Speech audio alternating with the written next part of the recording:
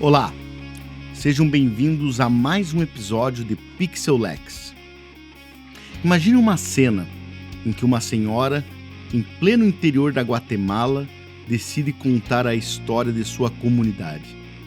Ela se lembra dos antepassados que lutaram pela terra, dos temores que os avós sussurravam na calada da noite e dos rituais que mantinham viva a identidade do seu povo. Ao abrir a boca para falar, não é apenas ela quem se manifesta. São séculos de lutas, conquistas, opressões e esperanças que finalmente encontram um espaço para ecoar. Muitos não entendem imediatamente a força dessas palavras, mas ao ouvi-la, percebem que estão diante de algo que rompe o silêncio e mostra a realidade de gente que raramente aparece nos livros da história oficial. Essa mesma potência narrativa impulsionou Raoni Menchuquerê, Rigoberta Menchú, Ailton Krenak, Antônio Bispo e tantos outros a denunciar a repressão sofrida pelos povos indígenas e quilombolas e se tornaram vozes internacionais na defesa dos direitos humanos na América Latina, lembrando ao mundo que a palavra de um único indivíduo pode iluminar histórias inteiras de sofrimento e resistência. Em outro canto do nosso continente, na periferia de São Paulo, Carolina Maria de Jesus registrava em cadernos velhos o seu cotidiano na favela.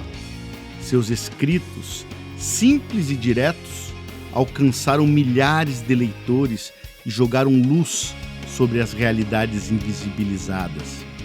Assim como ela, Eduardo Galeano escancarou em suas obras as tantas feridas abertas que atravessam a América Latina, unindo informações históricas, relatos pessoais e a indignação diante das injustiças perpetuadas ao longo dos séculos. De maneira semelhante, as mulheres que criaram as arpieiras no Chile bordaram com linhas coloridas a dor e a coragem de que viu familiares sumirem nas mãos dos regimes autoritários. Cada pequeno retalho contava uma parte dessa tragédia coletiva e, ao mesmo tempo, costurava a esperança e a solidariedade entre aquelas que resistiam. Seja no Brasil, na Guatemala, no Chile ou em qualquer outro lugar, quando as pessoas se reúnem para contar suas histórias, há sempre a possibilidade de abrir caminhos para a empatia e a ação coletiva. Na educação, Paulo Freire foi um dos grandes defensores do valor transformador da palavra, mostrando que não há ensino real sem diálogo e que o ato de conhecer envolve, acima de tudo, a escuta e a partilha de experiências. A vivência de cada indivíduo, quando respeitada, pode se tornar a base de uma prática pedagógica que não apenas informa, mas liberta.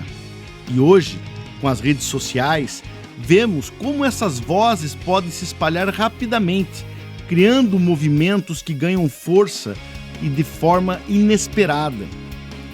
Casos de ativistas que denunciam o racismo estrutural em plataformas digitais, ou de campanhas pela igualdade de gênero que começam com um único relato e acabam mobilizando multidões, exemplifica como a internet tornou-se esse instrumento tão importante para a libertação, mas também para a manipulação. Se por um lado ela dá palco imediato às vozes historicamente silenciadas, por outro, expõe o perigo das mentiras que se propagam até mais rapidamente pelos algoritmos, exigindo de nós a responsabilidade no compartilhamento e checagem das informações. A memória viva de quem sofre injustiças dialoga com quem se sensibiliza ao ouvir. É esse encontro que nasce a possibilidade de transformação. Aquilo que antes parecia uma realidade distante ganha feição humana. Percebemos que há rostos e nomes por trás das estatísticas frias. Talvez a maior força das narrativas seja justamente criar laços de solidariedade entre as pessoas que jamais se viram, mas que passam a sentir unidas por uma causa comum. E assim, pouco a pouco, essas histórias abalam as estruturas que antes pareciam inabaláveis, questionam dogmas e convidam a sociedade a pensar em soluções diferentes. Como você reage quando escuta um relato de injustiça ou superação que o comove? Já parou para refletir que a sua própria história, quando dita em voz alta, pode ser um ponto de virada para alguém ao seu redor?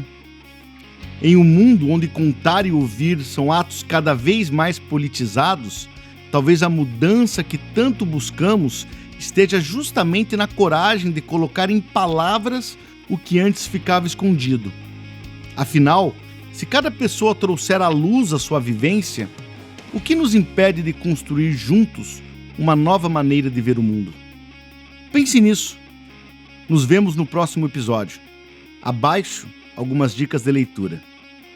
Se você gostou do vídeo, curte e compartilhe.